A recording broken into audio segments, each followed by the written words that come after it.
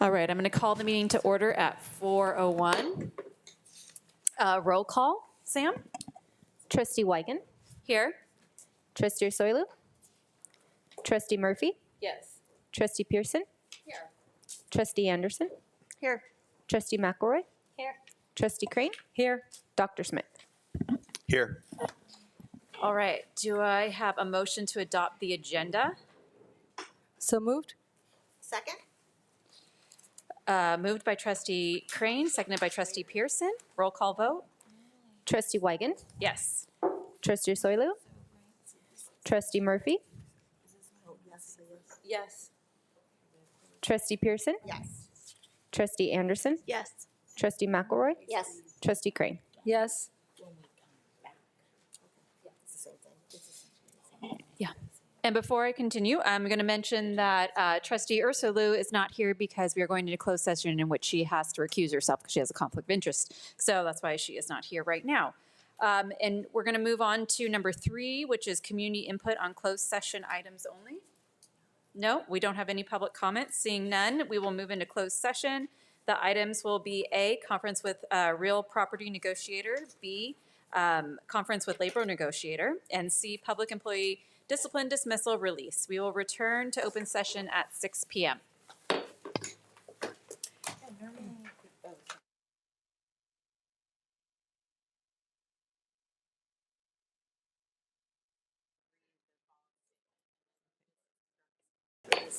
We call the meeting to order at 6:03 p.m.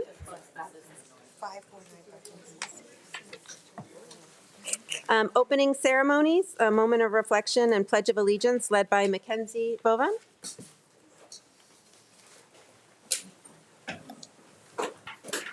Place your right hand over your heart. Ready, begin.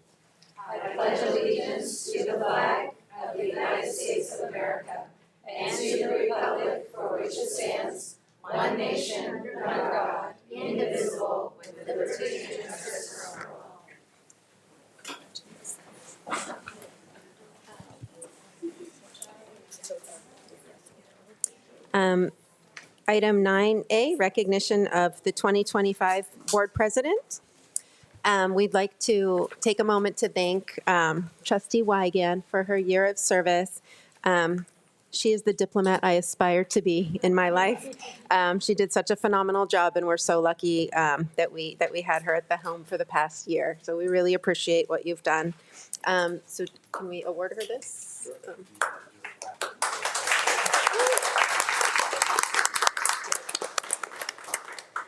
I'd like to give you this your very own gavel. For the twins. Yeah. For the twins. For the twins. Gavel the children. Where do you want to stand? Yeah. This is great. Yeah, go. Old press, new press.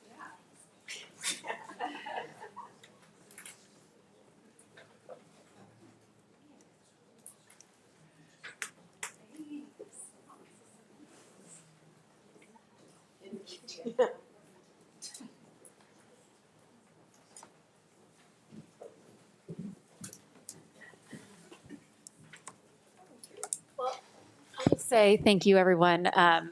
Probably I'll speak at when it's time to speak, but just thank you. It was a great honor serving. And I'm only as good as the ensemble, as I've heard about a musical recently. It's only as good as the ensemble, and so you guys are great, and I really appreciate working with you all and continue to do the good work. So, and more accolades later, but thank you. All right. So with that, we'll move on to item 10, Superintendent Acknowledgement of the 2026 Board. Yeah, so that folks at home or in the audience aren't confused, recently the board revised bylaw 9100 to establish a yearly rotation for leadership roles to ensure that all NMUSD zones are represented in board leadership in a timely manner. As such, the board no longer votes on the leadership roles. That's taken care of by order of the bylaw itself. So no decisions were made in closed session or out in the parking lot. It's established in policy the organization of the board and their leadership roles. Great. And with that, we'll move on to the annual organization meeting. I think we will. So item 11A is to approve the appointment of the secretary for 2026, which would be Dr. Smith. Do I get someone to make a motion? So moved. Trustee Crane, and second? Second. I second. Pearson. Great, and a roll call vote, Sam? Trustee Ursulou? Yes. Trustee Murphy? Yes. Trustee Pearson? Yes. Trustee McElroy? Yes. Trustee Anderson? Yes. Trustee Crane? Yes. Trustee Weigand? Yes. Great, that was unanimous. Now we'll go to 11B.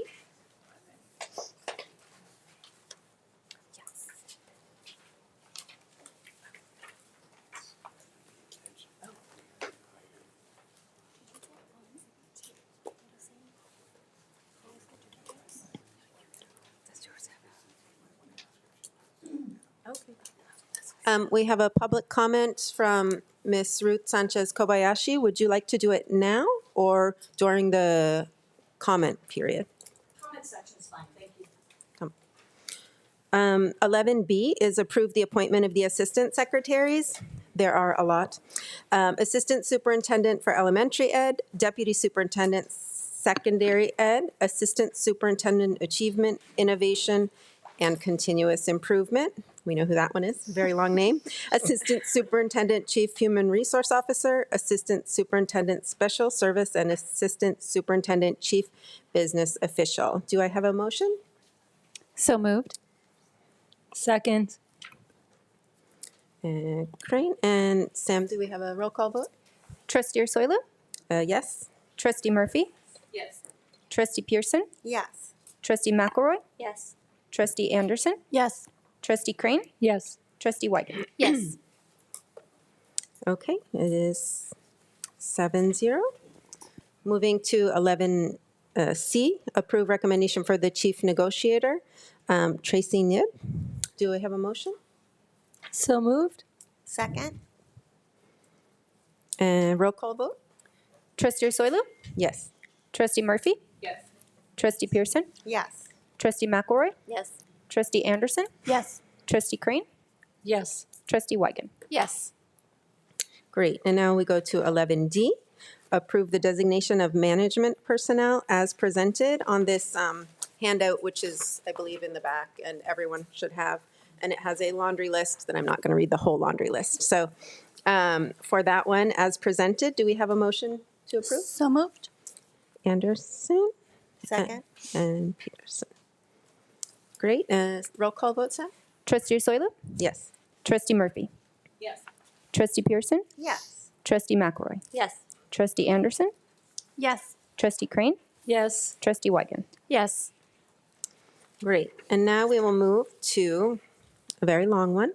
Item 11E, F, G, H, I, J, K, L, M, N, O, P, Q, R, no S, T, U, V, W, X. Motion to approve all of them except the policy committee is the one that's missing, folks. Motion to approve? That was Trustee Anderson? Second. Anderson and Murphy. Roll call vote, Sam? Trustee Ursulou? Yes. Trustee Murphy? Yes. Trustee Pearson? Yes. Trustee McElroy? Yes. Trustee Anderson? Yes. Trustee Crane? Yes. Trustee Weigand? Yes. Okay, so that was 7-0.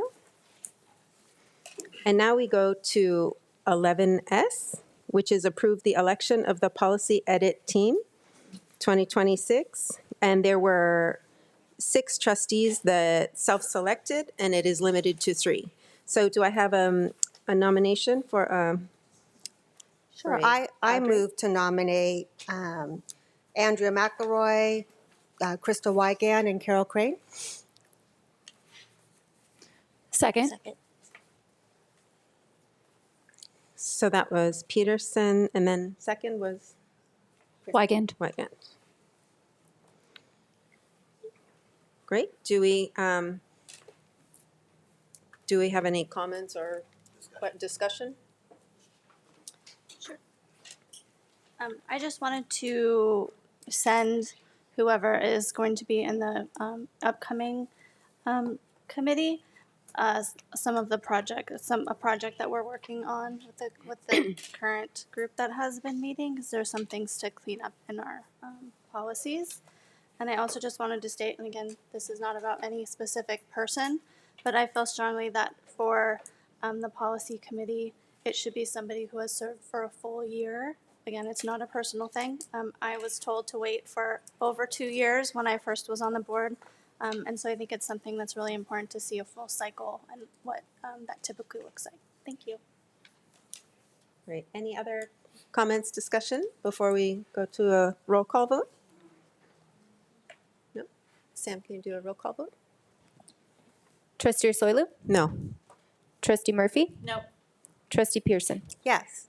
Trustee McElroy? Yes. Trustee Anderson? No. Trustee Crane? Yes. Trustee Weigand? Yes. Great. 4-3, that passes. And now we can move to item 12, which is adoption of the minutes from the 11/18/25 meeting. Any motion? So moved. Trustee Second. Weigand and Crane. And roll call vote, Sam? Trustee Ursulou? Yes. Trustee Murphy? Yes. Trustee Pearson? Yes. Trustee McElroy? Yes. Trustee Anderson? Yes. Trustee Crane? Yes. Trustee Weigand? Yes. Great. The vote was unanimous. Now we move on to Trustee Murphy. Can you introduce the student board member reports, item 13? Yes. Good evening. Mackenzie is here on the dais with us from CDM. I think we have a couple more student board members here. Thank you for coming, joining us this December. I know it's a busy time for all of you. So with that in mind, the topic tonight is, now that we're heading towards the end of the year and the holidays, what would be on your wish list for your fellow students and your school campus? Be creative, but I think, as I said, within reason. So anyways, I think we have, who's coming up first? Charlie or Kenley? Mackenzie, you're going to go first. Okay, never mind. That way. Good evening, esteemed board members in the Newport-Mesa community. My name is Mackenzie Bovan, and I want to thank you for allowing me to speak on behalf of Corona Del Mar High School. Upon receiving this agenda question, I asked my peers what they would wish for on our campus during this holiday season. The most mentioned wish list item was an improvement in our bathrooms. Our bathrooms feel a little outdated as there are leaks in the pipes and some toilets can't flush. Adding hand sanitizer stations around campus and in the bathrooms, as well as fixing the appliances, would improve the overall cleanliness and sanitation of our school bathrooms. Additionally, I would wish for phone chargers in classes. CDM offers a phone charging station in the Student Resource Center, but it is difficult to drop off your phone on the way to class as it can be out of the way and inconvenient. Phone chargers in each classroom would make it easier for students to charge their phone rather than walk all the way to the SRC to charge them. It would also keep students off their phone in class since they would be charging. Another item I would wish for is tutors on campus for AP classes. The majority of students at CDM take at least one AP class, and with finals coming up, many students are looking for extra help. Having tutors on site would allow our students to perform at their best and improve scores on final exams. And my final wish for the holidays and final season is to let my peers know that everything will be okay and that they are more capable than they know. Right now, I see students getting frustrated and stressed as the first semester is coming to a close quickly. Many feel that the work is piling up with no way to handle it. I want my peers to know that there are multiple resources on campus, such as Finals Fiesta, which happens every Sunday night and is an extra review for students. In addition, I'd like students to know that we have great school counselors and school psychologists for added support, and that they can talk to any admin about their troubles. Thank you. That was great. I am expecting someone to say chocolate fountain. Somebody. Charlie. From Monte Vista.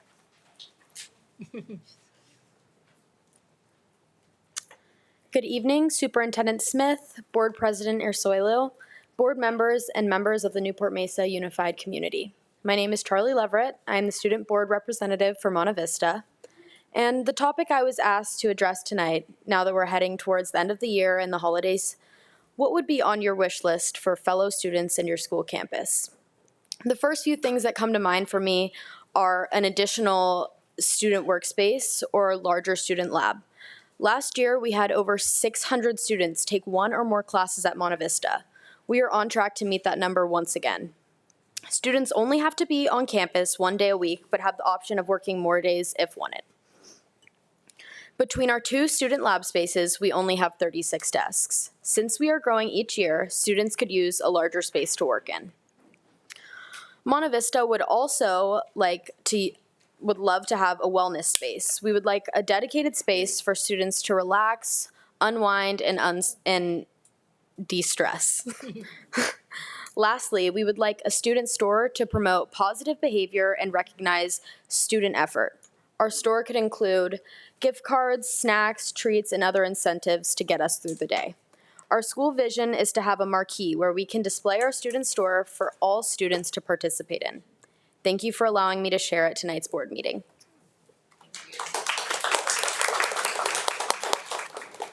Guess it'll just have to be on my wish, the chocolate fountain. Kenley from Costa Mesa.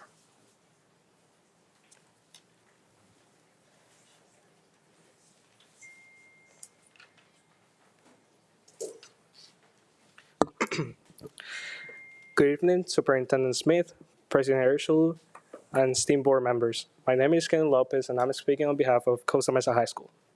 When I read today's topic, the first thing that popped into my head was excitement, since I knew that I was going to have the opportunity to walk around campus asking students, what do you most wish for your classmate in your school this Christmas?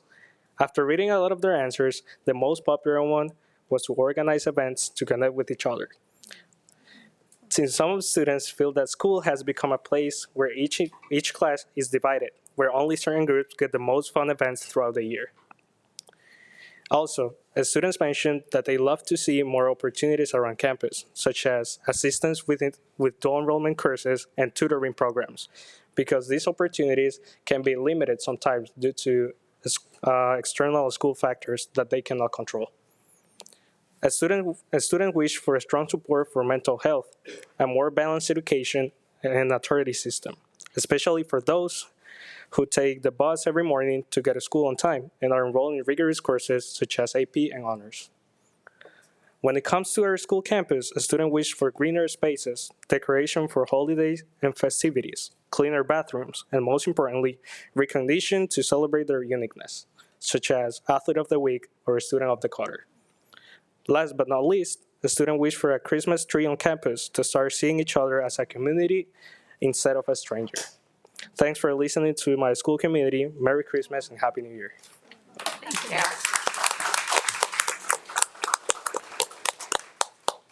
Thank you. That was beautiful. We appreciate all of your comments. And maybe we will get the chocolate fountain here. Next up is Harbor Council PTA Report, number 14. Good evening, President Osorlu, Vice President Murphy, Clerk Pearson, trustees, Dr. Smith, Cabinet, and members of our community. My name is Martha Fleur, and I serve as the President of the Harbor Council PTAs. Yesterday, Harbor Council held our annual luncheon for our unit presidents, principals, and district personnel. The wonderful Costa Mesa Madrigals entertained our guests under the direction of Ashley, I'm going to probably ruin her first last name, Riopka. I am thrilled that John Linfor's legacy of focusing on developing vocal sight reading and remaining well-known as a performance group continues, and it just thrills me that Ashley is doing that.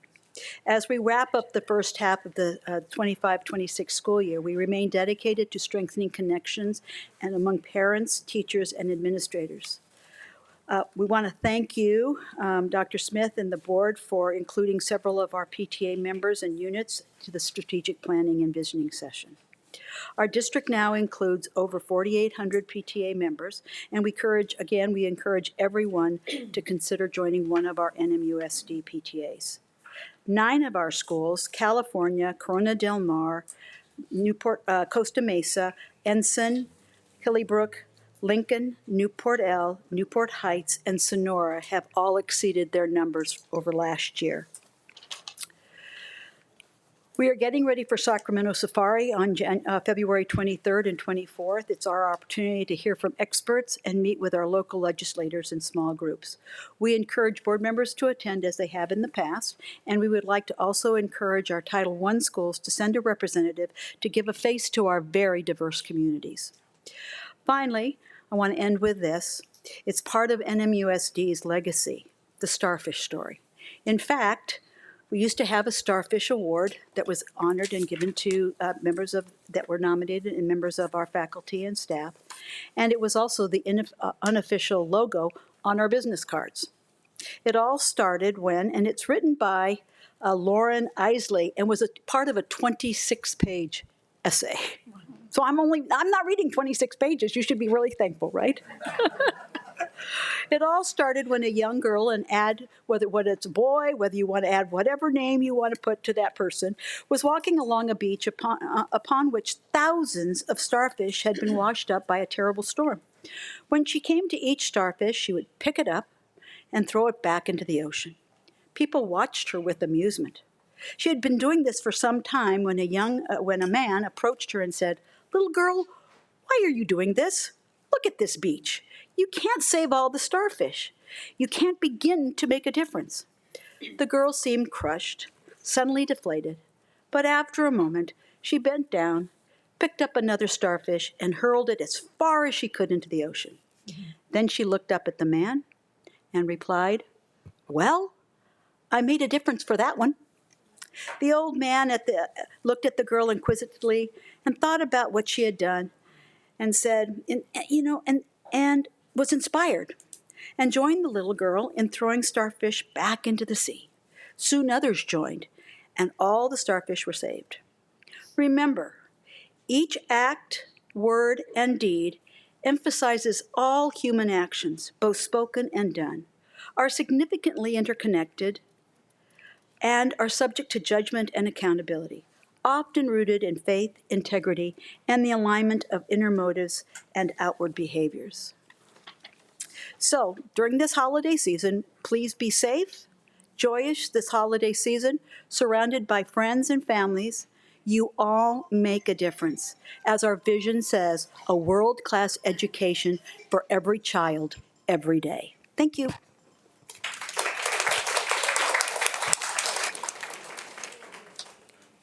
Great. Next is item 15, CSEA and NMFT President's Comments. Amy Ching. Hi, good evening, everybody. Good evening, President Ursuelu, trustees, Superintendent Smith, cabinet, and guests. It's a busy time of year for everybody, so I'm going to make it brief. I also had notes about the strategic planning, and I wanted to thank everybody and Dr. Smith for making sure that classified had a seat at the table. I know that, it's important to represent everybody, and having a voice makes a difference. So thank you all for that. I'm also happy to report that we reached an agreement with the district to adjust the CalPERS reporting for monthly classified employees to the required divisor. This change will correctly report service credit for retirement for more than 60% of classified employees. So I want to thank you for your support, and working with Tracy and Jeff through that has been a great Christmas present for people to know that their retirement is being secured. So that's it. I want to wish you all tears of laughter and hearts filled with joy. Merry Christmas and Happy New Year. Thank you. Next, Rhonda Reed.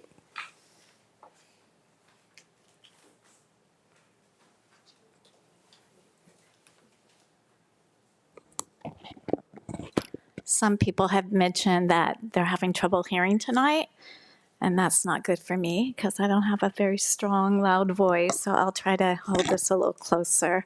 So good evening, President Ursuelu, trustees, Dr. Smith, cabinet, and guests here tonight. So last night we celebrated our NMFT site representatives with great food, thoughtful gifts, and really good conversations. We thank these educators, our site reps, for all that they do for the union and the support that they give their colleagues at their work sites. With the situation that we're in, they've had more meetings at this time than what is normal in a whole year. So the atmosphere was lively. Everyone was happy to enjoy the festivities and holiday cheer. What was not holiday-like was how the district has been treating the educators, your employees' checks, and deducting additional money right before the holidays sends a message that they're not valued. And this is a time where most employers are showing their appreciation. So, trustees, I would like to respectfully ask you this question that is being asked of me by the community and our educators. Do you approve of this? So, today, I attended and was asked to speak at the retired union NMFT's luncheon. Dr. Smith attended as well. We learned a lot about your mom today, just so you know. We heard stories also of you as a child and teenager. You have some explaining to do. That part's not true. So I loved how Dr. Smith shared with them that for 3 years, Newport-Mesa's test scores have been steadily improving. He said last year was the best year yet. So I'm just wondering if there's a connection, because last year was one of the biggest raises our members got, and if there's a connection between being showed that you're valued and higher performance, because it is the educators' hard work that has brought up these test scores. And the raise last year brought Newport-Mesa average salary teacher, I don't know if I said that right, but up out of 5th place, and Newport-Mesa's first-year teachers out of 7th place. So Dr. Smith, they loved him, by the way. He took questions at the end, and in answering one of the questions, he was talking about how families are moving out of the area because of the cost of living, and he mentioned, what could be done about this. I kind of have an idea. Maybe employers can pay employees a living wage, or at least the cost of living. So, as we close this semester, it's a time when usually people are having joy and celebration, but our members are worried. They're deflated, and they feel defeated and devalued. So, trustees, I respectfully want to again raise this question clearly. Why don't you intervene? Thank you.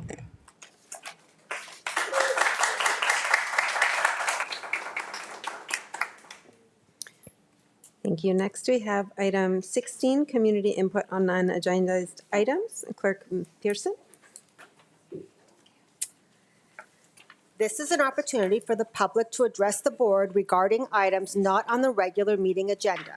Comments on non-agenda topics are limited to 3 minutes per comment, up to 20 minutes per topic. A speaker may not relinquish his or her time to another person. By order of the Brown Act, Section 54954.2, the board will take no action nor have any discussion on non-agendized items. The superintendent may provide clarification during superintendent's comments. Great. First up, Linda Bressler.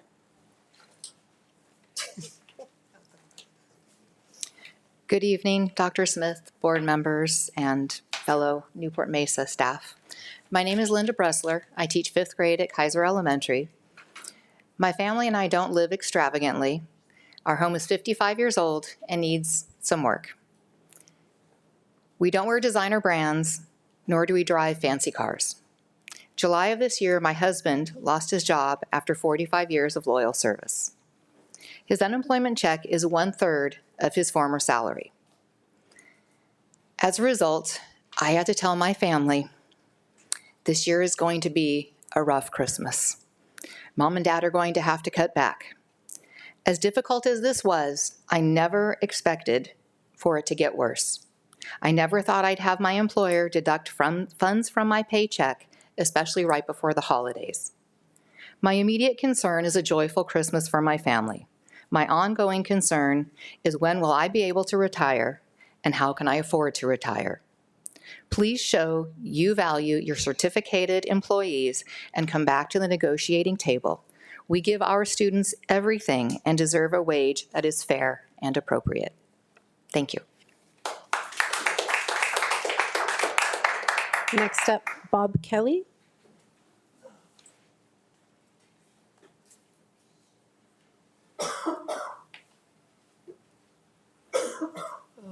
Good evening, Madam President.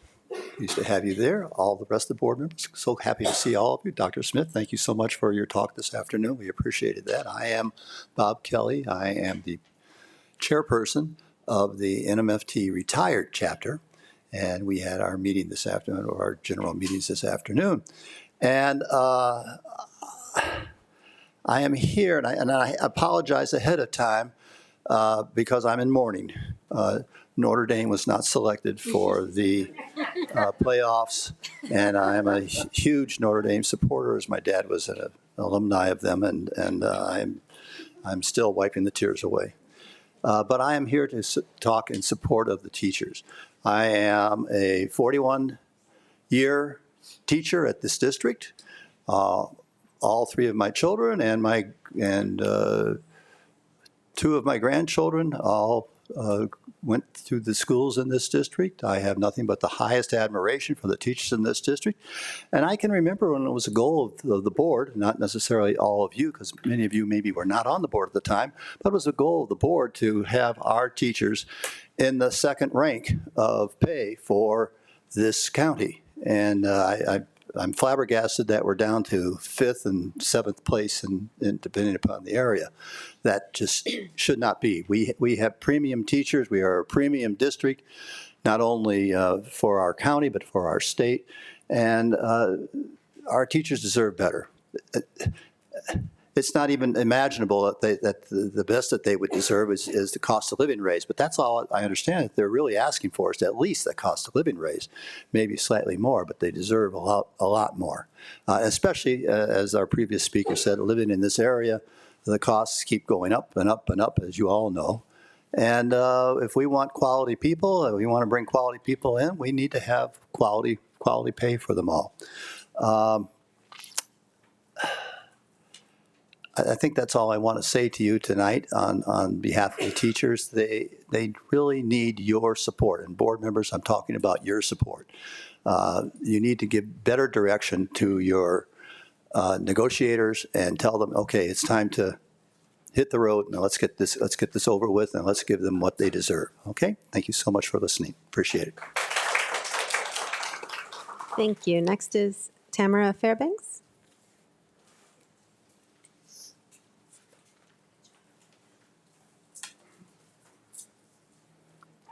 Good evening, President Osoilu, Dr. Smith, trustees, and honored guests.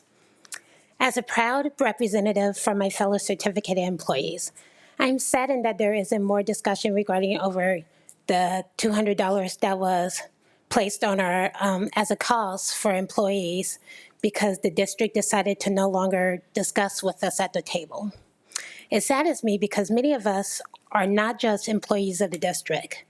We are long-term residents with students in our schools. We're asking you, board, to look outside of the immediate cacophony of issues and to value your employees. Your employees are wondering why you, our school board, would approve a cost over $200 on our benefits during the holiday season. As our certificated staff work hard to bring the holiday joy and compassion to students, we're asking you to bring the holiday joy and compassion to our employees and listen to our concerns. Our staff is not only taxed by the increase of meetings and responsibilities, they are taxed by the lack of printer access for our elementary music teachers, the lack of communication about district choices, and the terrors that we are experiencing in our personal and now our work lives. School board, you have the power to change the direction. Be the positive change we have been asking for. Thank you. Thank you. Next is Kirby Piazza.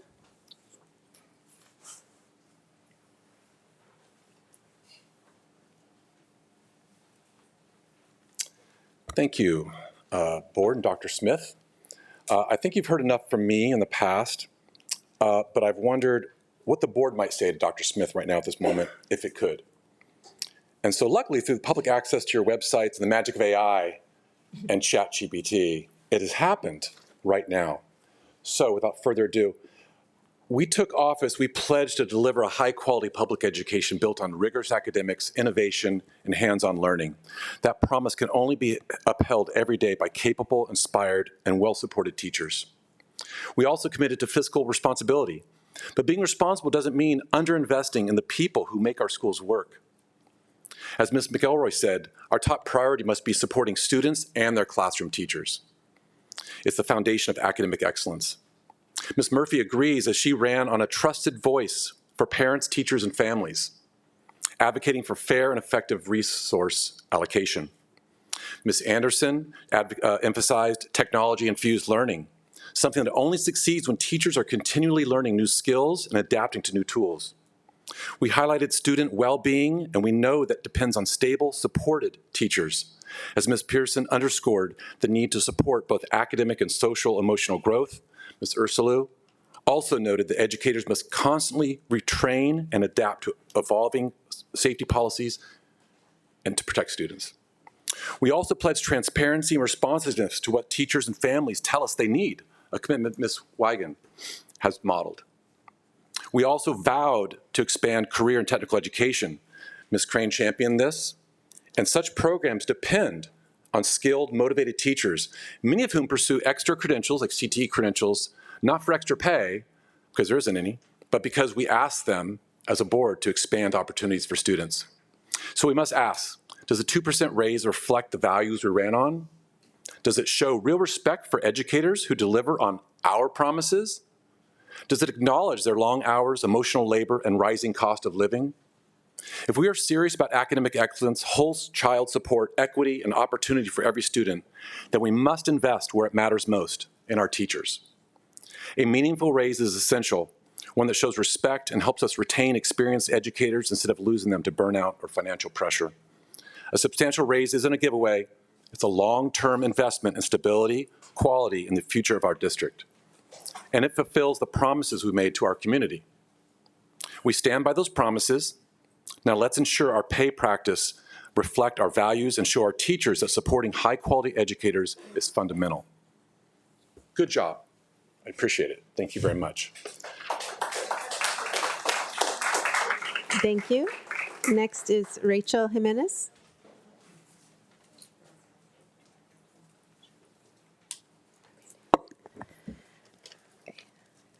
Hello, hi, I'm a special education teacher at CDM. I would love to tell you about how hardworking the teachers, counselors, school psychologists, speech and language pathologists, and nurses are at our school.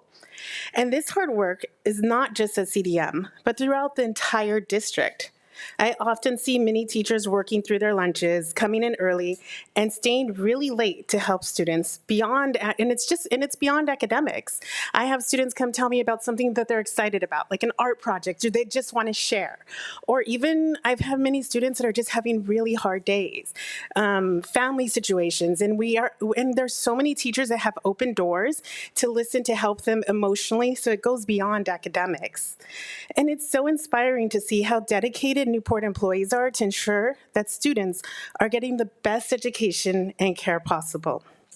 Right now, as the semester is about to end, we are even giving more of ourselves to ensure that our students are successful during finals. We do this because this is not just a job. This is our passion to help students. And with all the extra time put in, without anyone asking us to do this, it was so disheartening to know that the board approved the deduction of $200 from our paycheck right before the holidays, in a time that we are giving so much of ourselves. $200 less for Christmas, $200 less for bills, $200 less for our family. I urge you to reconsider and intervene on behalf of those who consistently give so much to the students. Even though my heart is heavy due to this, I would still like to wish you all a happy holidays. Thank you. Thank you. And last on this topic is Cynthia Blackwell.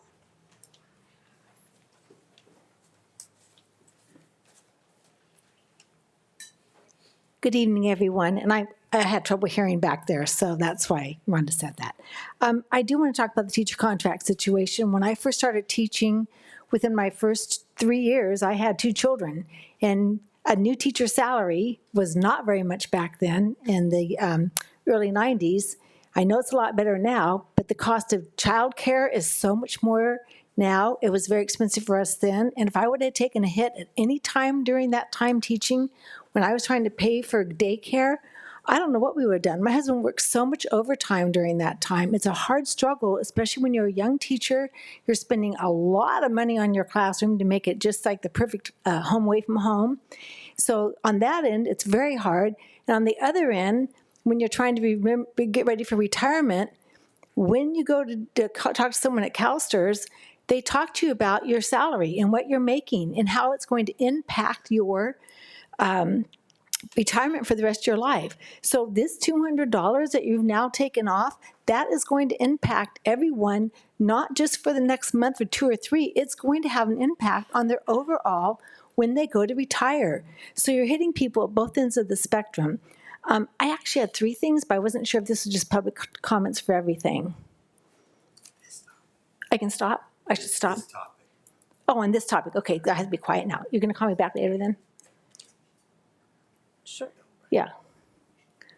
Sorry, I had 3 things, so come back later. You can keep talking on the non-agendized, right? Yeah. Okay, well, give me like 15 seconds while we decide about that. Okay, so anyway, so over that. I also heard today, and I'm happy to hear that you guys are working on the e-bike situation, because you know that's a passion of mine. It literally drives me crazy, and our grandson is literally thinking we're going to get him an e-bike for Christmas. He is in such a delusional state of mind that is never happening. So and that's his parents can fight that battle, and they live in Woodland Hills, so that's their fight there.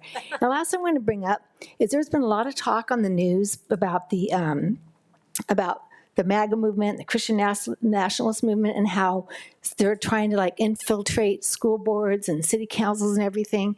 And I just want to remind everyone, a school board position is a non-partisan position. It should never matter if you have a R, a D, an I, a P, a Q, a T, whatever you have next to your name. That has no bearing. And so when decisions are being made, you have to remember this is completely nonpartisan. I can't take in the outside noise before I make my position, before I make my decision. So anyway, you guys are doing a great job, and I thank you very much.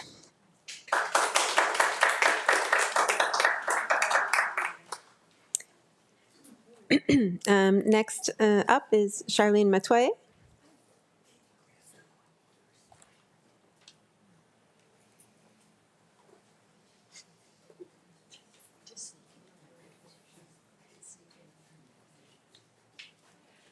Good evening, President Ursoilu, Board, Dr. Smith, Cabinet, and guests. I'm Charlene Matoye. Today's name tag is Newport-Mesa Schools Foundation, and it's rather timely, but just coincidental. The grant season is here. From December 1st through January 23rd, the Newport-Mesa School Foundation is here to give money away to certificated teachers who apply online. My great thanks to Mike Shaka and Gabe DeReal, who helped me with my link. So teachers, I apologize for the bad link. That was me, not them. And they fixed it because they're smarter than me in that. And so you have a good link. We are looking for innovative and creative ideas that we can fund and celebrate our great teachers. So that's really terrific. And yes, it's some of the board members, you're the ones we can't hear back there. So if you've got good things to say them loudly. So thank you so much. You know I'm here for any questions that anyone has about the foundation. I want to thank you all for contributing that you do. Dr. Smith, thank you for your memorial grant. Thank you to the board members that contribute. Every bit helps us celebrate and help our teachers so that they don't have to spend all their money to do the great things that we all have had to do in the past. Thanks so much. Did it again. Those that know me, the fact that I can do this in under 3 minutes is amazing. Thanks, everybody. Great. And next up is Deborah Wonderchick.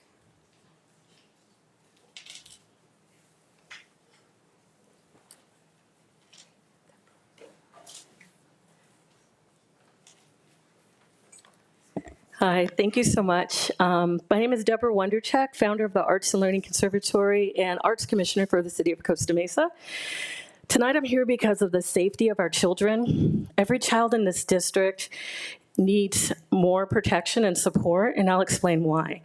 I'll even share this quick story. If you can picture this, a warm Eastside Costa Mesa evening, a young girl just getting cookies from Crumble Cookies right before it closed with her girlfriend, tossing a volleyball in a parking lot, having fun, a moment that should have been ordinary, peaceful, and fun. Then, in a heartbeat, that joy was completely shattered. 11 teen boys on e-bikes drove past them. One looked back and announced, "Hey, she's black." The group stopped, no more than 15 away from this child, and began shouting the N-word, not once, not twice, but 15 times. A targeted, intentional act of racial harassment against a child standing in shock, frozen, completely unprotected. Trustees, superintendent, and guests, that child was my daughter. I share this not to elicit sympathy, but to demand action. You all have children in this district. You understand how deeply it would shake you to know that your own child has been surrounded and targeted because of the color of their skin. That fear stays with the family, and that violation stays with the child. This is not an isolated concern. E-bike gangs and mobs are a real threat. They travel in packs, they're emboldened, they target, they act without boundaries, and it's because they have not had any boundaries drawn for them yet. President Kennedy once said, "The rights of every man are diminished when the rights of one man are threatened." When one child's dignity is attacked, the entire district's moral fabric is weakened. First, we need to implement a mandatory e-bike certification. No student should receive that decal without completing the training with their parent, and that if there is an offense with harassment, hate speech, the consequences should be that these bikes are revoked. A minimum of 100 hours of community service is done with a parent and that child. That bike should be taken away. Students should be taught how to respond even to when they witness or see bullying and hate. We need to support each other, and kids must understand the consequences. So now is your moment to lead, school board. We're counting on you to clarify and outline how you are going to take action to ensure this attack on my daughter does not fall on deaf ears. We need your leadership to protect our children, not later, not eventually, but now. Thank you so much.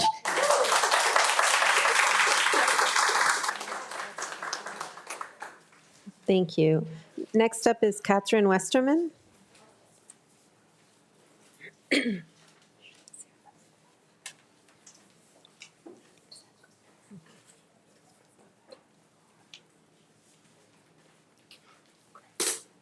I didn't expect to come up so fast. I'm here in support of Trustee Anderson. I was appalled by what I saw happen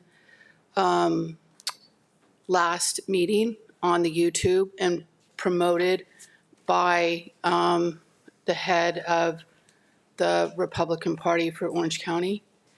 The school board, as someone had said earlier, it should be a nonpartisan thing. And when you see, this is not about being Republican or Democrat. We need to be looking at our members in what they're doing the best for our children and our community.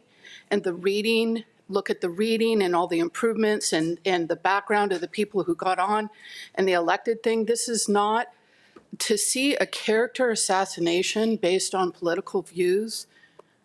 It's appalling to me and has no place here. So I hope that, I mean, even seeing that the school district themselves, the trustees are not employees, and this was outside of their jurisdiction. To be bringing up everything that was going on like that was just really wrong, in my opinion, and I hope that you all stand in support of Trustee Anderson and make sure that she stays on the board for the rest of her term. Thank you.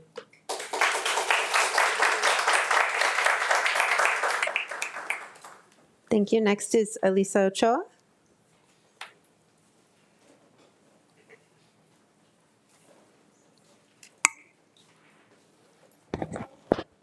Okay. Hi, my name is Lisa Ochoa. I'm a Newport-Mesa parent with a 5th grader at Kaiser Elementary. Thank you. Shout out to our principal, Mr. B, our wonderful counselor, Ms. Rosa, who's present, our wonderful teachers, staff, and of course our PFO. I'm here tonight for 2 reasons. First, to express my support for this board, and secondly, to celebrate the exciting new era that has begun at Estancia High School's new theater. Recently, I have been troubled by the negative comments directed at Trustee Anderson, both at last board meeting and online. To me, this feels like a personal attack that detracts from the vital issues that we should be discussing, some of them mentioned by our previous presenters. As a community member, I've seen firsthand the dedication Trustee Anderson brings to her role. She is committed to serving students and families on the West Side with genuine curiosity, compassion, and a commitment to enhance access and opportunity. All of those are qualities I want in someone making decisions that affect our children's learning. On another note, I recently attended one of the sold-out performances at Estancia High's Frozen, and let me tell you, it was the hottest ticket in town. It was nothing short of spectacular. I know Sigerstrom sometimes has trouble filling the seats. Estancia does not.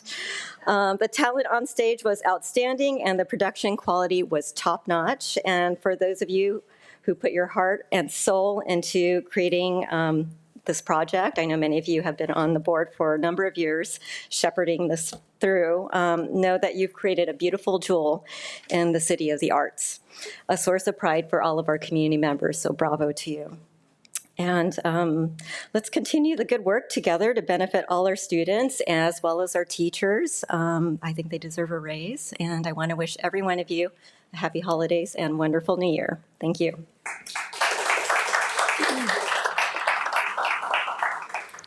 And next up, we have Ceremonies.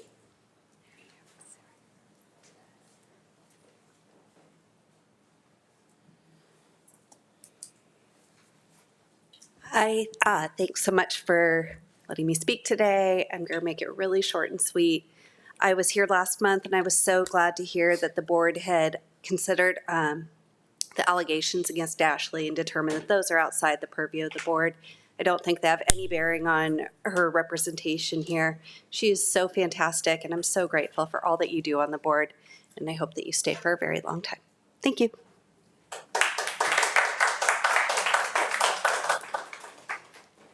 Now, item 17, superintendent comments. I want to clarify that at the wonderful retiree meeting today, when people were talking about Jeff's mom, Rhonda mentioned me right before saying that. I don't know your mom. I didn't say a word about your mom. So just a period, and then people talked about your mom. I did not. Again, with this first topic, we said some of this last week, and I don't want to reiterate too much what we said. And certainly the district agrees that there's no better investment than in its talent. I said that last week, I'll say it again. Bob, that's why when you mentioned 5th and 7th, I'll remind the audience that that's where we were 4 years ago. Where we are now, and this is substantiated by our partners at the Federation, we're now 2nd. So where we aspired to be then, we are now, and we're committed to doing even better, right? So we agree. I think where we struggle as a community sometimes is in language that's qualitative in nature, words like meaningful and fair. Well-intentioned folks have maybe different opinions of what that means. I think quantitative words like competitive are verifiable, and I believe that's what we're working on here. We want to compete with and outperform other districts, and that does, as you said, require an investment. I think there's also some confusion when we talk about cost of living versus cost of living adjustment. It's a concept versus a thing. And I've got to be careful where they invite me to speak and who's speaking before me, because then I got to think about what I'm saying. I did talk about folks moving out of the community because the cost of living in California is quite a bit. And in the areas we serve, it's getting more and more. Absolutely. The cost of living adjustment, though, we can't confuse with that cost of living. One is not the same as the other. The cost of living in Newport Beach, for example, is much more than a cost of living adjustment. The cost of living adjustment is really the ongoing cost of those things you need to survive, including salary. Absolutely. What keeps being left out of the conversation, unfortunately, is healthcare is an amazing part of the cost of living. When I talk to employees, citizens alike, they keep talking about how expensive it is to afford healthcare. This is a cost of living. So when we talk about COLA, again, this is all published, this is all information, this has all been discussed. The cost of living adjustment that was proposed by the district was 3.65. The cost of living adjustment for California is 2.3, right? Those are the facts. When folks mention coming back to the table, I mentioned this last week. Again, I don't want to be redundant, but I'll say the district can verify the date and what time the call was made to offer up a suggestion for coming back to the table. That's true, that happened. Confusion around taking money out of paychecks and doing it right before the holidays. The function of when these things happen is based on our enrollment periods and the cycle of our healthcare benefits. They go up when they go up, and if we don't have a collective bargaining agreement, then the costs go up with an agreement to pay those. So the district didn't decide anything. The plan is the plan. It increases when it increases. And I think that brings up another point that is important for folks not in the room that don't understand how this works. The district isn't taking money out. The cost went up without an agreement to cover that. That's the delta that we're talking about for people that may not understand it. I also keep hearing about meetings, and we certainly want to talk about the impact of meetings on folks. And for the folks out there listening, I just want to be clear that we're talking about, I think we're talking about two different things in the same conversation. On the one hand, we have meetings in the district that are outside of the workday. So before school and after school, these are additional conversations, meetings, time spent at work. And a year ago, we reduced that. We had 4 meetings, 4 hours, reduced it to 3. And again, this is public knowledge. We're willing to reduce that even further. I think people are also talking about professional learning time as a meeting, and sometimes there are conversations had. Most of the time, though, it's for teachers to talk about how do we get better with the data that we have so that we are the best performing district in the state of California, period. What's important to notice there is those are held during the day. So like during the workday, not after or before. This is during the bell, when folks are scheduled to be at work anyway, and we schedule it in a way where we can take care of that. So just to be clear for the community, it is important to figure out how much time we're spending in meetings, and could we spend that meeting in other ways? And I said that last month. Just want to be clear about those two differences. Ms. Wondercheck came up, and I just want to say that, and she let me know that she was going to be coming and sharing, and the gut-wrenching story that she shared with me. We had a great conversation. It was, for me, very, very meaningful. As it relates to e-bikes, we'll be talking about that in general tomorrow. So come back.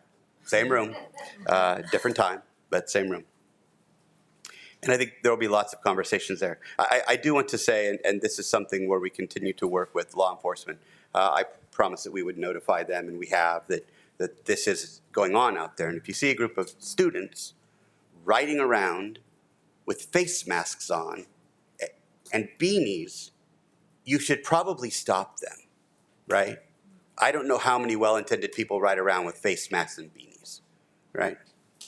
But I also want to just make sure that I clarify, and I don't think she was suggesting this, but that we don't know who those students were, right? We don't know if there are students, other students their age, and we talked about the difficulty because of the face masks and all of that. But what's important for the district is whether they are or they aren't, what Ms. Wondercheck brought up, and she alluded to it in her message as well, there's no place for bullying in our society and in our schools, and there's certainly no place for bullying based on race. And so we have to do more. And so we talked about some of the programs we have to address that in our schools. And I even asked her then, hey, if you know of some, because she's a community partner, does a lot of work in the space around art and stuff like that. If you know of really good programs, let us know. Because I would say we can never do enough to end bullying, and we can never do enough to end the horrific things based on race that she heard, or her daughter rather heard and experienced. And so we continue to have that conversation. We remain committed to making sure that our schools are safe for all students. Seen, heard, supported, and safe. That's our commitment, and we'll stick to it. That's all I have. Thank you. Next is item 18, community input on agendized items. And Clerk Peterson? This is an opportunity for the public to address the board regarding items on the regular meeting agenda. Comments on agenda items are limited to 3 minutes per comment, up to 20 minutes per topic. A speaker may not relinquish his or her time to another person. Speaker cards for items on the discussion action calendar may be held until that item is considered by the board if the speaker prefers. Ms. Sanchez Kobayashi?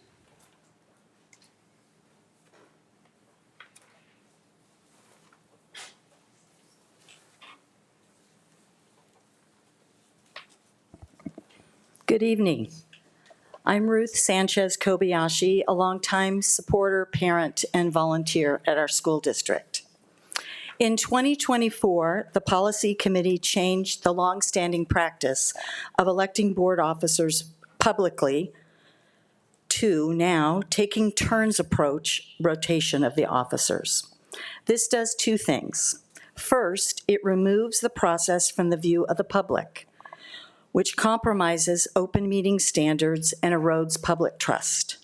Second, it removes any semblance of a process that rewards merit with appointments to leadership positions. Sound policies are essential to good governance. I encourage the new policy committee to return to accepted open meeting standards for the board officer appointments and to stop this ridiculous taking turn rotation process that went into effect last year. Any high-functioning organization appoints people to officer positions based on performance and leadership qualities. It should be no different here. In addition, trustee attendance, remuneration, and the board code of conduct all need to be addressed through a fresh look at board policies. Sadly, this evening, through a predetermined rotation, a pattern of boorish behavior and lack of professionalism is being rewarded. We're better than this. Thank you.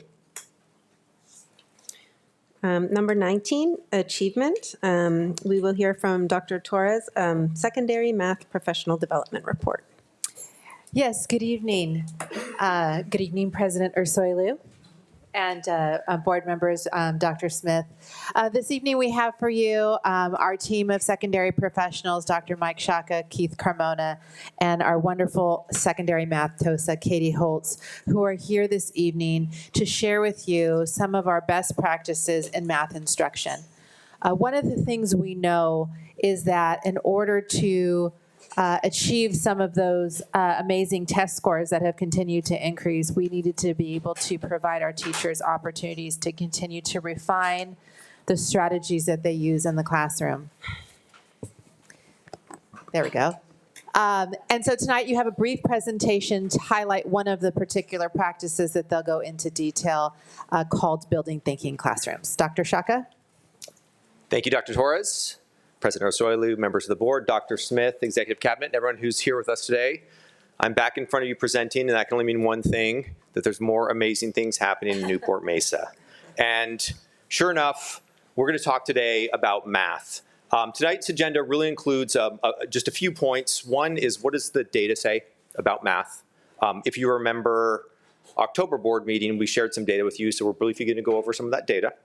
We're going to talk about the TK-12 math alignment. You're going to hear the word alignment over and over and over throughout this year because this TK-12 continuum is just absolutely critical to the work that we're doing. Building Thinking Classrooms, we're excited to have Katie Holtz and Keith Carmona share some details about that, what it is and how does it help students, and then what's on the horizon. What does our future look like in terms of math? As promised, we shared in the October board meeting some of our math data, and just very quickly, this is some of the data that we shared. And the overall story here is that we're seeing positive results, we're headed in a positive direction, and we think that what we're doing has the potential to continue to be built upon and see bigger and bigger results for our students. So without any delay, I'm going to hand it over to Keith Carmona. Across the district, we now have a fully aligned TK-12 math curriculum using illustrative mathematics. This alignment ensures that students experience coherent instruction from elementary school all the way through Algebra 2. It also supports consistent, high-quality teaching practices and helps build student confidence and achievement as they move through our system. As we look at the progress that we're making in math, one of the most important shifts we've made is in how we're viewing math instruction. Our goal is to not simply prepare students for tests, but to develop true mathematical thinkers. Students who can reason, collaborate, and problem solve in ways that extend far beyond a single assessment or multiple assessments. This shift is transforming the way math feels in our classrooms. And so tonight, I'm going to allow our wonderful math TOSA, Katie Holtz, to talk a little bit about our focus on what is building thinking classrooms in mathematics. Hi. Oh, I'm going to skip one slide and come back to it. So what is Building Thinking Classrooms? It was a research-based framework designed to deepen student engagement and improve problem solving.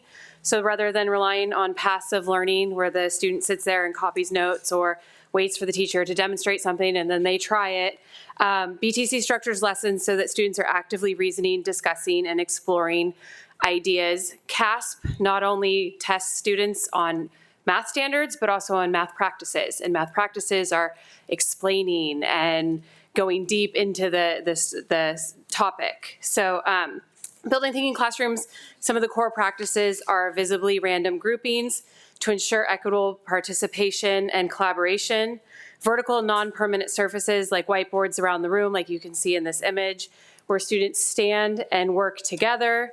And the teacher facilitation supports inquiry rather than giving away the solution.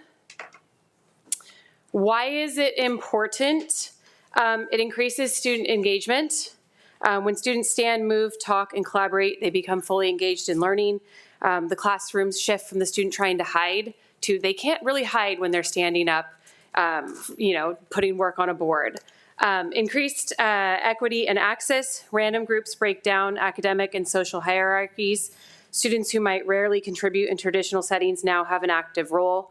Everyone is responsible. Even if the student in that group doesn't know, give them the marker, then they listen and they're still actively participating with their group. I've put groups together just randomly and the 3 kids in the group are some of my students who may be, most challenged at math, they don't love it, and somebody comes out and just blossoms. It happens every single time. It develops critical problem solving and thinking skills. It's immediate insight for teachers when that student is just sitting there working on a computer or looking down at their paper. We can't see them all, but we can see all of the whiteboards and know exactly who needs help or who can go farther. And it's just positive, collaborative classroom culture. It promotes persistence, resilience, and a willingness to take intellectual risks. Things that you would overhear in class, it transitions from like kids asking the teacher and the teacher being the main source of learning. Is this right? Is this the answer? Is it okay? To students asking each other, do you think it works? What if we try? I've been in some classrooms where the kids are like, the teacher's not gonna come tell us, so we need to keep working on it. Which is wonderful to see, especially in our accelerated math classes. They're not giving up. They're like, we're not gonna get it from them. We have to keep going, which is that problem solving we want our kids to have. So that was my little bit.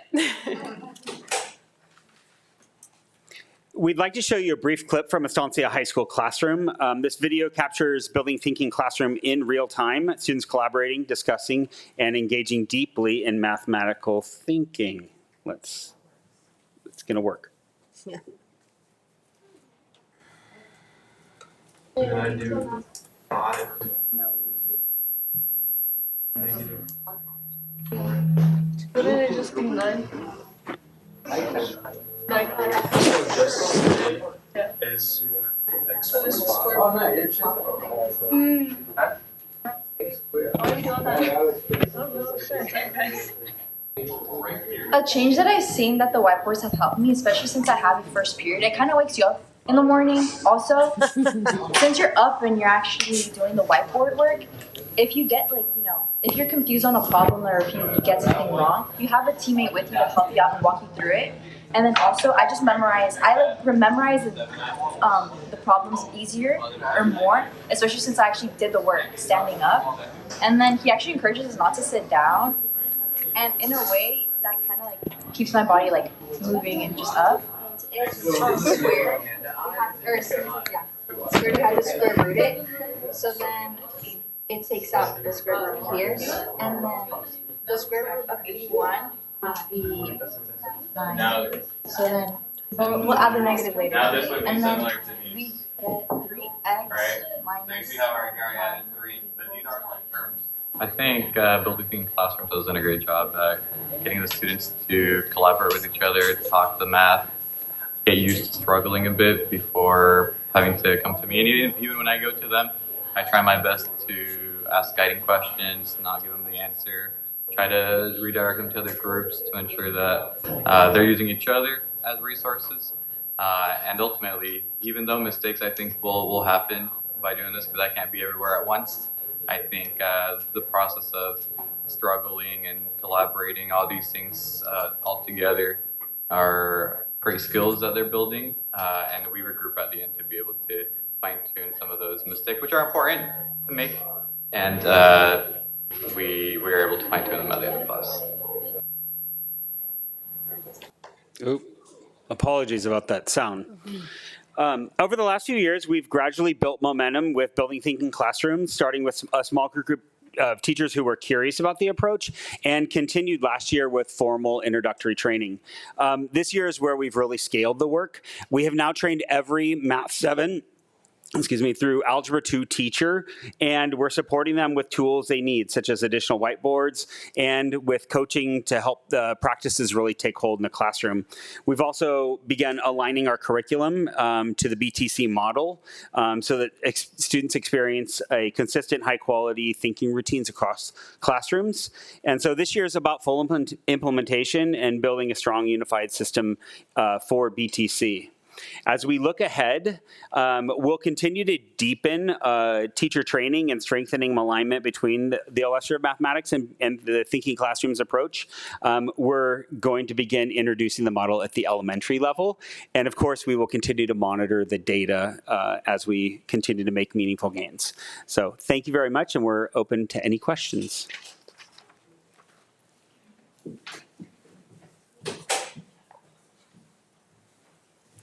Great, thank you so much. Any questions? Trustee Wygant? Just want to say that I've been in the classrooms recently and watching this actually take shape, especially when they were doing, well, this is actually, I know this is secondary, but talking about long division in elementary and being up there and having the kids do it themselves and on whiteboard. And it's not like they're not learning their math facts or anything like that, but it like you said, it takes those kids that might be really quiet, that are not going to raise their hand, and gives them that opportunity to really enhance their knowledge of the subject. So I think it's really great. Now, is this happening in, say, all of our classes from, the AP statistics down to, our regular math 7, for instance? So our focus will be on training all secondary math teachers. The implementation, the first rollout was really focused on last year, it was by invitation. So teachers that were interested could come and get trained. And we did have actually quite a few of our upper level math class, upper level math teachers come. The beginning of the implementation this year has been Math 7 through Algebra 2. That's the core of the kids. But all teachers are going to receive training on it. So the short answer to that is yes. Okay. So full implementation next school year, you think? This year. This year, okay. Great. Student board member? Hi, I was just wondering if this would go to any other classes, such as like English or... Let's make it all fun. This seems like a really good learning strategy, so I was just wondering if it was going to extend to other subjects. That's a great question. Thank you for that. The answer would be yes. There's definitely application to take this approach, to have kids up and talking and interacting and thinking. One of our high schools has started to really kind of explore this, and they, amongst their staff, some of the teachers have gone in and have looked at, okay, what does it look like in other content areas and how we might be able to do that. So the book was originally written about mathematics, but there is most certainly application in lots of other content areas. What we've heard from students, and you heard, I apologize for the sound on the video, but students are saying, like, gosh, my ability to be up and active and connecting with other students is like reinforcing learning. So yes. Sorry, which high school is exploring that? Estancia High School has really started looking at it. They've been a leader in this, so we saw it. But I think that there's interest in all sorts of departments all over the district. Great. Trustee Crane? And if I could comment as well, just in case there's any curiosity, we do have building thinking classrooms at every site. So if you went to CDM, for example, we have a teacher who's exploring it and using it. If you go to T. Winkle, we have somebody, so while the rollout is going and we're training and Katie's working with everyone, you can find one of these classrooms at every one of our secondary schools. Thank you. All right, I have two questions. One is facility-based. Are we making sure that every classroom is going to have enough whiteboards for, like, let's say, a 34-student classroom? Yes, so part of the contract, right, is everybody likes a shiny new toy, but you cannot have it until you've been trained. And so as soon as a teacher has gone through the training, we have directed them to be able to put in their order for whiteboards, and Lance and his team in maintenance have been really supportive of being able to roll those out. Right now we have some actually laying in right across from my office that are waiting to be delivered to a classroom. So, but the requirement is the training. It doesn't help you to have the whiteboard if you don't know how to engage the students in the whiteboard. So that's really something that we make sure happens before we purchase them. Okay. And the second question is, does the teacher then, in those clusters, does the teacher differentiate abilities so that there's coach and or peer tutoring going on? Or can you tell I'm a teacher by career? Yeah, so with the random groupings, it's just amazing how kids will come together to do that, and they coach each other. If we notice that there are groups that are struggling, part of building thinking classrooms is to look around the room before you ask the teacher and, oh, okay, I see what that group is doing, and then come back and be able to continue their work. If they're still stuck with that, it's asking a group who might, have gotten to a couple more problems, because you dole out mild, medium, and spicy problems. So if a group gets through the mild, then they're on the medium, and you can either do it on slips of paper, writing it on their board, depending on the type of problem, or putting it up. And so if there's a group that's like way over here, hey, can you guys go be some tutors to this group and listen that way? Yeah. Thank you. Any other comments? Well, thank you so much for that presentation. In a land far away, about 30x years ago, I went to a boarding school called Phillips Exeter Academy, and that's exactly how they taught us math. We would just walk in and stand at the chalkboards back then. And that is the only way we learned math and science, actually. So this might be something to look at, given our relatively low science scores in the district compared to other comparable districts. Maybe exploring this particularly for the sciences next, as that's been a very proven track record on that. So thank you so much for doing this, and it really does work. Thank you. So next we have item 20, the consent calendar. Motion? So moved. I second. Crane and Peterson, and Sam, roll call. Trustee Ursulou? Yes. Trustee Murphy? Yes. Trustee Pearson? Yes. Trustee McElroy? Yes. Trustee Anderson? Yes. Trustee Crane? Yes. Trustee Wiegand? Yes. Great. Now we move to item 21, discussion action calendar. We have 21A is approve the 25-26 first interim report of the district's financial status. Mr. Dixon? Thank you. And while I get this started, I just want to thank our student board reps. The last thing I thought you'd bring up would be your restrooms. So I hear you loud and clear, and I really appreciate that, because clean, good restrooms are always good.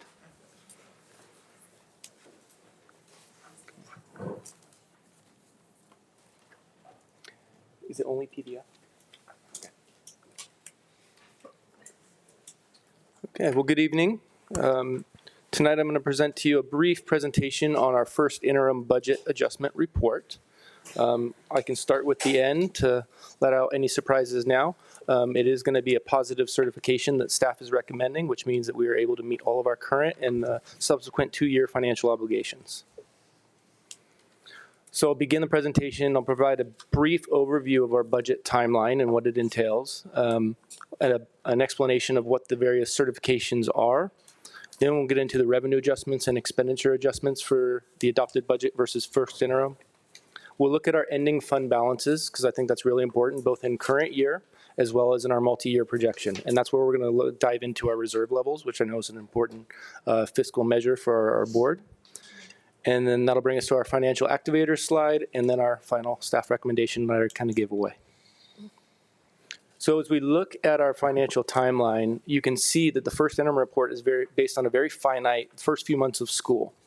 And so we still have a lot of data that we're tracking before we get to our second interim, with including in that is a key component of our board study session, budget study session, which will happen in February. And that really helps drive a lot of the assumptions that go into second interim, which then become the basis for the budget adoption on the prior year. But this at least gives us a picture as to where we're trending currently based on our first few months of school, and whether or not we're going to be able to meet the financial obligations with probably one of the more conservative estimates, because at this point we have to assume we're making all the expenses that we've planned and that all encumbrances would be part of those expenditures.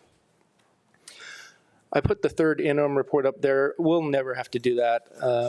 That is only if you have a qualified or negative budget, and we never want to be in that position. But it would be a requirement if you are one of those districts that have a qualified or negative budget. And what I mean by that is a positive certification means you can meet all of your current and multi-year financial obligations. When you're qualified, that's questionable. So you may not be able to meet either your current year or any of the next 2 years' fiscal obligations for the district. So it means you're going to have a budget stabilization plan in order to do that. So you're going to have to identify cuts or reductions. A negative means you are absolutely unable, based on your budget documents, unable to meet your financial obligations in current year or next year. That third year doesn't matter, because if you can't meet your financial obligations this year or next year, you're negative. So when we look at our revenue adjustments, we did receive our first property tax revised estimate from the county, which was slightly higher than what we had assumed at adopted budget. So that went up by about 7% growth year over year, where we had assumed 5%. The result of that is a little over $5 million in the LCFF revenue line item. Then you see there's some very minor adjustments in the other categories, but the net result was a $3.2 million upward revision for revenue at first interim from adopted budget. So again, very positive. Our expenditure adjustments reflect the staffing and trend data that we saw within the first couple months of our budget cycle this year. You can see that the salaries and benefits were adjusted by about $10 million upwards, with the bulk of that being in the benefits, the $7.5 million of that being in benefits. Our books and supplies are the slight reduction, again, just basing on the expenditure trends that we've seen through October. And then services and operating, that would be the second largest category for upwards adjustment based off what we've been seeing so far. Now, again, this is still based off encumbered funds and not all expenditures, and so I do expect that this will be adjusted certainly by the time we get to second interim. So when you look at the total change in our expenditure assumptions, it went up by a little over $15 million, with, again, the benefits and the services and operating costs being the primary driver of that. That's about $14 million of that. So as we look at our components of the ending fund balance, when we adopted the budget in July, or for July 1, we had total reserve levels of 15.66%. And we knew that was coming, right? We knew we ended last year with a little over 21% in total reserves, adopted the budget knowing that we were spending that down based on our expenditures over revenues. Based on the first interim adjustment, it would drop down to 13.65%. Now again, I like just reiterate, this is a small snapshot in time, and it is a conservative estimate for the total budget year for our 25-26. When you apply these assumptions, which essentially assume no changes in the out years as far as making any program investments or cuts, you can see the positive light here is that our total reserve level and ending fund balance is relatively stable. So it goes up to a little over 14% and it stays there in that third year out. So what that tells me is we have some opportunity to make some investment decisions, and that's why I'm really excited to get to that budget study workshop with the board.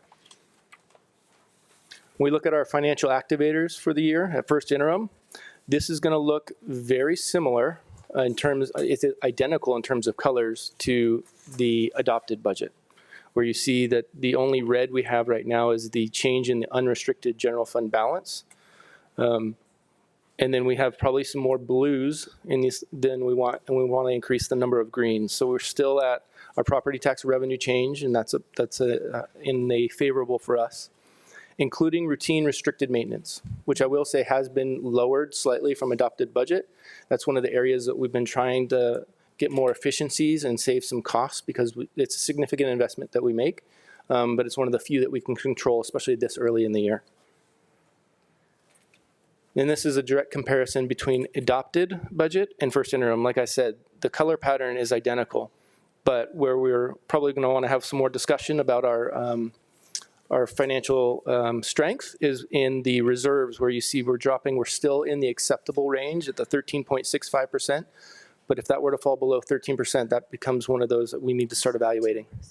So, but you saw in the multi-year that wasn't the case, but it's just something that we can think about as we prioritize your investments. So given all the changes at first interim, we'd recommend the board certify it as a positive certification, meaning we're able to meet our current and 2 subsequent years of financial obligations. And we're excited to bring back additional, more detailed information, almost like a menu of options that we can discuss at the budget study workshop that we're shooting for in February, which will help drive our second interim assumptions and adjustments, which inevitably, like I said, lead to the proposed budget adoption for next year. And I would just like to close before I ask any questions. I really want to thank and recognize the fiscal services team. They've been amazing. It's really easy for me to come up here and show you how much things have increased and decreased, but the amount of technical accounting coding that occurs in the background to make that happen, I mean, there's thousands of account lines.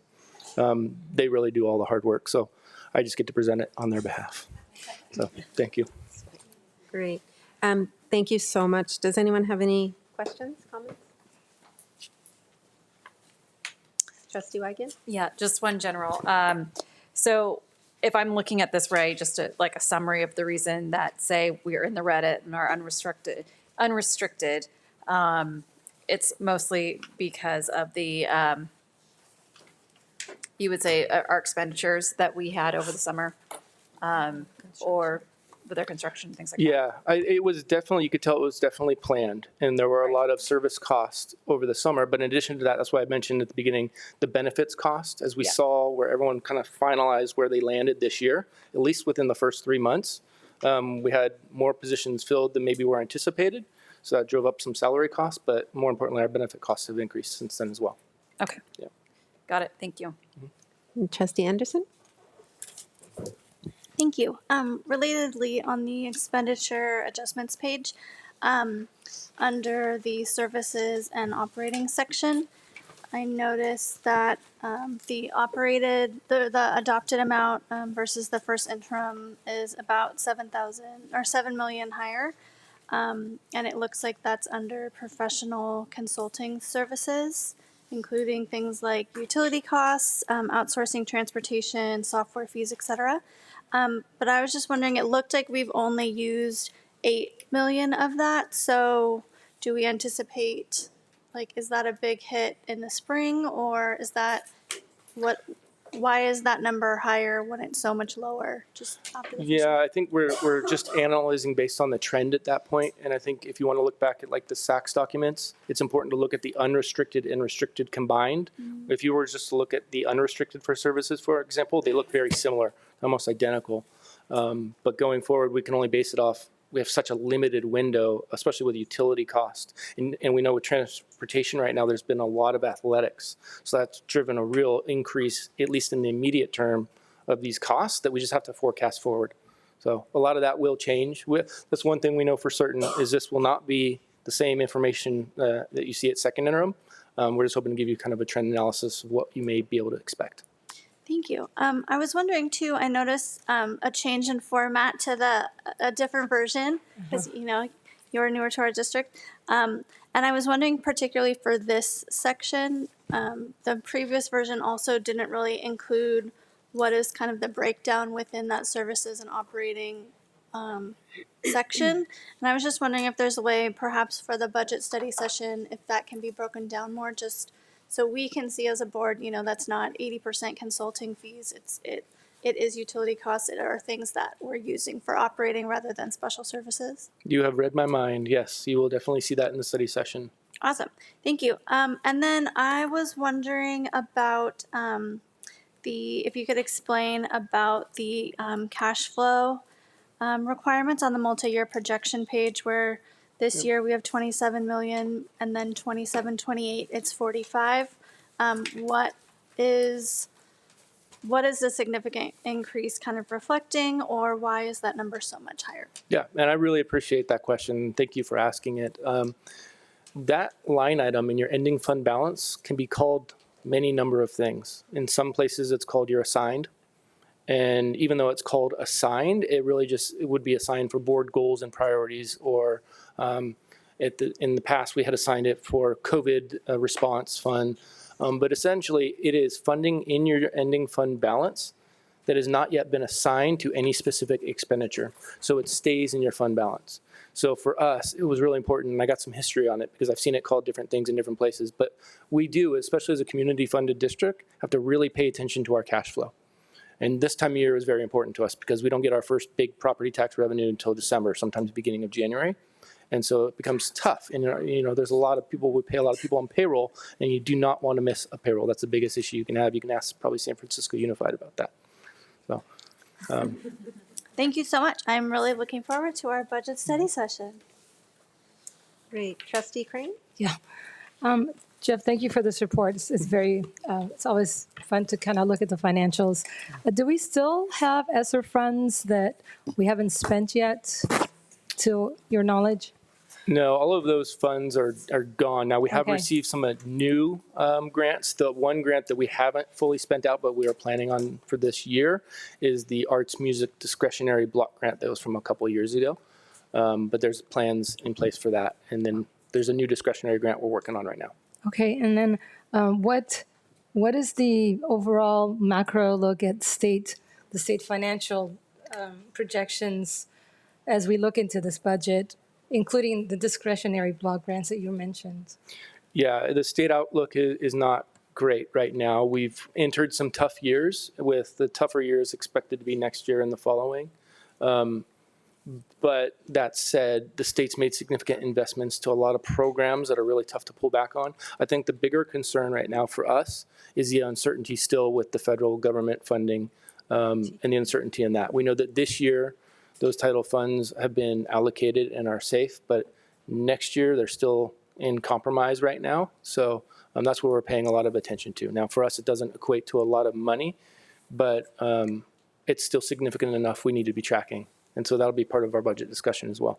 Yeah, I'm glad you mentioned the federal government, because at Delegate Assembly, they were talking about a 14% reduction. That's what they were saying. It doesn't mean it's going to happen, but that's kind of the buzz in DC. Yeah, there was even a proposal for a 26% reduction in Title I. So where they compromise, we'll see. But hopefully, we've been looking at multiple scenarios: a worst case scenario, moderate scenario, which is most likely, and then best case scenario. Thank you. Any other questions, comments? Do we have a motion? So moved. Second. Trustee Pearson, seconded by Trustee Anderson. Roll call vote, Sam? Student Board Member Mackenzie Vilvan, Yes. Trustee Soilu, Yes. Trustee Murphy, Yes. Trustee Pearson, Yes. Trustee McElroy, Yes. Trustee Anderson, Yes. Trustee Crane, Yes. Trustee Weigand. Yes. Great, thank you. Now we move to 22.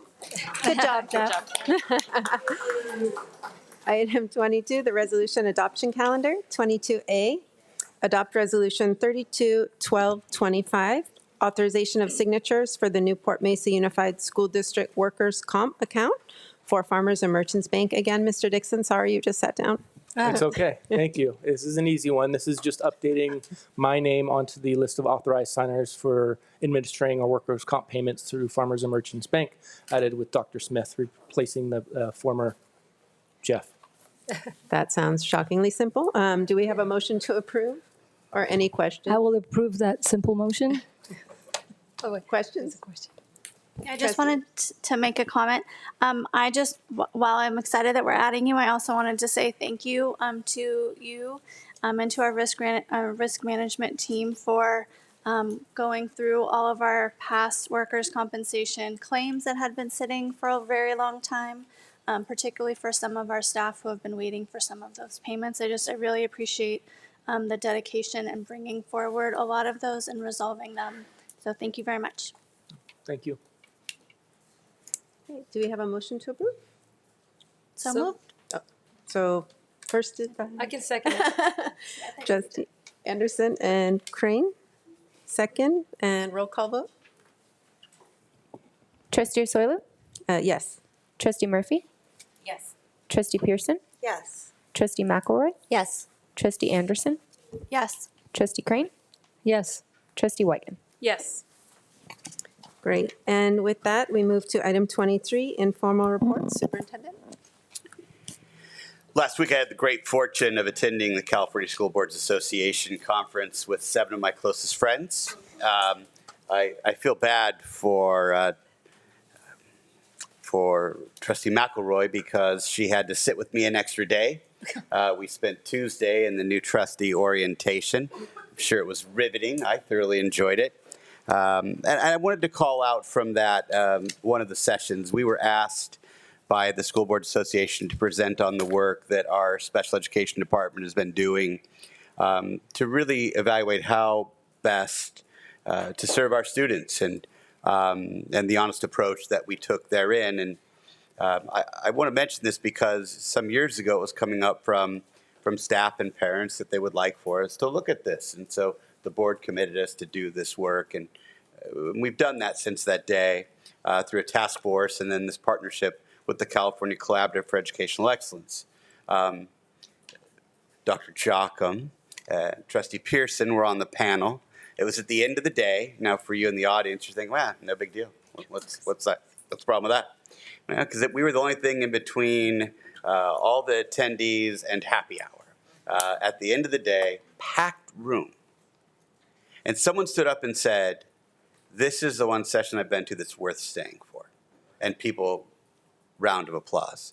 I got a bunch of messages from superintendents in the room I didn't know were even there, complimenting our team for their courage and for the example that they set in this regard.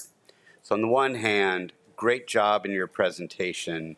On the other hand, great job in the department. And really, because it's a partnership with Janet as well, good job to the team in taking this on.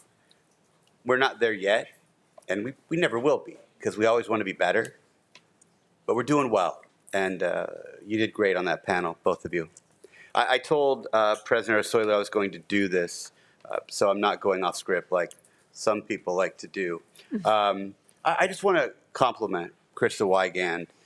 We recognized her tonight. Each year that I've had the great pleasure of serving with a trustee, I do this, so it's yeah, again, not breaking rules. I've just been so inspired by her this year, and I think Trustee Osoilo said it very, very well. Very diplomatic, very professional. She's led us in challenging times. For anyone paying attention, it's been uncommon times. And she sat here with courage, with respect, and I think did a marvelous job. But I think the thing that's really stood out to me and touched me as an educator, I've asked her to come to like our leadership huddle, and some of you were in the room, and asked her to start our meeting, start our year with her why. And she told the story about her students and how being a mom of those two students made her want to be on this school board, and that her why is linked to our students, right? Hers and others in the audience and all the others who aren't here. That brought tears to the eyes of folks in the room, and it inspired leadership to get the job done. So I just want to thank you again for your diplomacy, your courage, your respect, and the way you inspired us with your why. Thank you.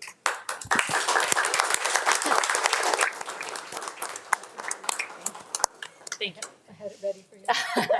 Love a good public cry. Thank you. All right, we move to board member reports. And yes, superintendent did not break any rules yet. We're trying to keep these, as we always have been, actually under President Wygand's leadership, kept it to 2 events or about a minute. So if everyone can kind of try to keep on that tradition, it would be great. I've already given my time tonight. I've passed it to Trustee Crane because she apparently has a lengthy progress report from CSBA, which was a great time. But I am giving her my minute. So if we can start with Trustee Crane and then keep moving. Okay. Thank you for releasing your time to me. So I, as a state delegate assembly representative from Region 15, I attended the assembly 2 days early before everyone else came up. And one of the most significant issue that was addressed at the delegate assembly, which is 300 elected board members versus the thousands that are around the state, so they just represent their areas and regions, was on the achievement gap. And it is CSBA's major drive moving forward in pressuring a comprehensive and state-level supportive plan that clearly defines what state agencies are going to do differently to help LEAs close the achievement gap. And it's pretty ambitious, but a necessary step in the right direction. The good news is that state scores and data is showing that we are recuperating and narrowing the gap from the pandemic era losses. So at least we're going in the right direction in narrowing that gap. I sent all of you, my colleagues, and also Dr. Smith and Dr. Torres, the PowerPoint presentation, and I know, Dr. Smith, you've already sent it to the appropriate staff, so thank you. There's some good data there. On the legislative front, highlighting from CSBA-sponsored bills that were signed into law this past fall, typically October-ish. Many bills were focused on workforce housing. An example is AB 1021, Wicks and Mertsucci, which allows CEQA exemptions for school districts involved in using their surplus properties to develop workforce housing. And as you know, we are in the process of looking into that, so that's applicable to us possibly. AB 1390, SOLACH modernizes the pay attention to this one, 40-year-old compensation stipends for school, district, and county of education board members. So in order that their stipends can align with the impacts of inflation, 40 years. Another is AB 715 by Addis and Zabur on anti-Semitism. It creates, part of it is what it does, it creates an oversight office establishing the Office of Civil Rights and an anti-Semitism coordinator within, and then within the Office of Civil Rights. Then there was a trailer Senate Bill 48, which also passed, adds coordinators that would also investigate racial, religious, gender, and ethnically motivated actions as well. And then lastly, AB 218, which extends the statute of limitations for filing claims of childhood sexual assault to 40 years of age or up to 5 years after discovery, whichever is later. And this is something that's been sitting on a lot of school districts' minds because it could be very expensive. And it keeps getting upheld in the courts, AB 218. State budget currently exceeding projections, $9.7 billion ahead of projections. However, there's always a however, the Independent Nonpartisan Legislative Analyst Office, which we famously is known as the LAO, is still projecting a deficit for the year of $20 billion. Delegate Assembly region elections will be coming around in a new year. Legislative Action Week is March 17th to the 19th. This is when board members have the opportunity to meet with their legislators, Assembly and Senate, California Senate and Assembly. And then the next session for us delegates is in May, and I look forward to representing Newport-Mesa at that assembly. And I did want to give a shout out to CDM girls tennis and flag football. Flag football girls, CIF Division II champions. And Kenzie Vauban, who is here, her sister actually was a founder of the club at CDM for flag football. So you're representing her today in her spirit.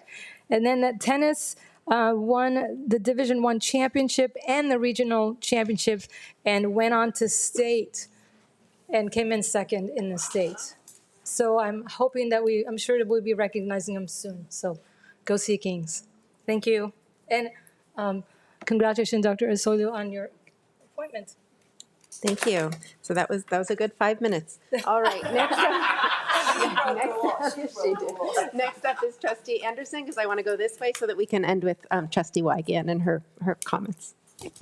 Thank you. I was able to attend Frozen at Estancia, which was really delightful. My high school best friend that I went to Estancia with was visiting from Idaho, so I got to go with her and a friend who has a young daughter who participates at Arts and Learning Conservatory. So it was a wonderful, wonderful time with a nod to Sweden. Loved that part. There have been Safe Routes to School meetings that have been happening in partnership with the City of Costa Mesa, and the next one is January 15th at 6 p.m. at Kaiser Elementary. And so I just wanted to highlight that since that happens before our next board meeting. There's a lot of work that's been happening with the city and building out infrastructure. So particularly for students, if students want to attend and give feedback, that's really important. But it's really huge for us. I think Kaiser is one of the schools that has the highest amount of bikes ridden by students to school. So it's really important that that training is happening there. And then I wanted to highlight Ray Elementary was honored at the statewide conference for PBIS, which is about behavior and positive reinforcement. They were featured out of 2,500 schools, and they received the 2025 Platinum distinction for the highest level. And I'm so proud of them. They represented not only Orange County, but San Diego and Imperial County. It's an amazing award, and they're just doing great work with the parent engagement, and thankful for Dr. Hogard that is there. I also, too, just wanted to thank Vanessa Gailey for the LCAP addendum. Particularly, I was reading through the parent, family, and community engagement portion around Title III about programs and activities. And it's just a great place for people who want to learn more about what we're already offering for families, to get a taste of what's being offered, and then also how we measure that. I think it's really important, because while we do rely on some Title III and other federal funds, a lot of that we also take care of ourselves. Was there? Oh, and I wanted to thank former trustee Matoye for the Personnel Commission report and inviting us to go. So I'm really thankful now that we have those dates and are able to participate and see what the updates are. I think it's really important for us to be included and involved. Thank you. Great. Trustee McElroy? First, want to say thank you to Krista for all your hard work this year. I know it wasn't easy. I know that could be part of my problem.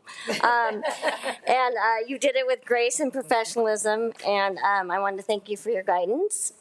I wanted to say welcome, Leah, to your new position, and I look forward to working together. I wanted to talk about the convention because, I wasn't super excited to go. But when I went, I loved it. And I learned a lot. And it was really fun spending the day with Wes and Carrie. And I got some great ideas. We got to meet wonderful people. But the one thing that I really learned there that they really talked about in all the different sessions is that it's important that we understand that we're doing this for our students and that we set examples for them by the way we conduct ourselves. And even though we might not all have the same beliefs, we have to be professionals and we have to do what's best for them. And so that's probably what I got out of it most. And it was talked about in every single session that I was in. So that's what I want to say tonight, and happy holidays to everybody. Great. Trustee Peterson? Yes, thank you, Krista, for your incredible leadership. I so appreciate you, and welcome, Leah, as president. I look forward to working with you this year. The holiday season is here. I went to my first holiday performance at Newport Coast Elementary School. Like Krista, I also get teary-eyed in public, and I just sat there and was teary-eyed watching our students sing like they've never sung before. Their smiles, every student, there might have been one out of the entire population that didn't have a smile on their face. They all had smiles on their faces. They were all confident. And they all had friends standing next to them that they were giggling with. And to me, I guess the giggling with the friends was probably one of my favorites to see how, that's really the heart of what we do, to be able to watch them during those performances. So I can't get through any of them with dry eyes. The other event I went to, this was a great month. The other event I went to that I will highlight was early college high schools. Is it Future Ready? Is that what you call it? A Future Ready? I'm looking at Jeremy because I got to watch him. They celebrate their seniors. They all get together and they push their first application to colleges. They push the button to their first application to colleges. And again, I don't think there's anything better. That's another reason why we're here. That's our end goal, Jeremy. And I think your mom was one of the only ones in the audience. I think I would have been there too.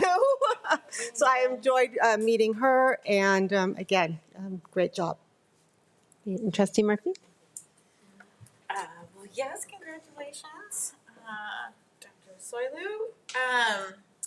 So there was not that many events actually with Thanksgiving, but I did want to congratulate Dr. Yakum and her team. We talked about this a little bit about the Community Advisory Committee for Special Ed and their recent convening last week, which I was sad to miss because I was up in Sacramento, but it's their parent education series. And I was really excited to hear that there was more attendees this last week, which was very exciting. And mostly what we'd been talking, I just want to recognize your team, we'd been talking about making the invitation to this event